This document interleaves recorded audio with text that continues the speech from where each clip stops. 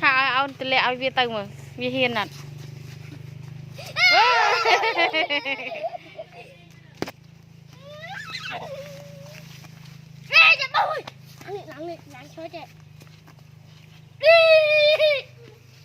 hay lên lần này nhà cá tốt với thầy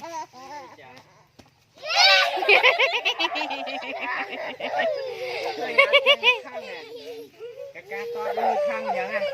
còn to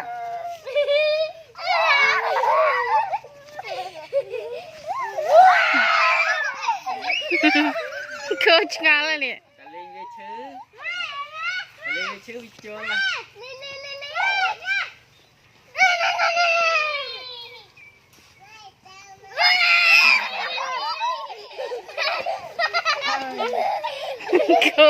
cô sai sao nè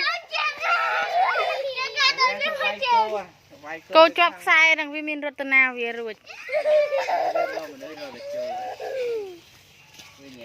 đâu cái lại anh viết si smile đấy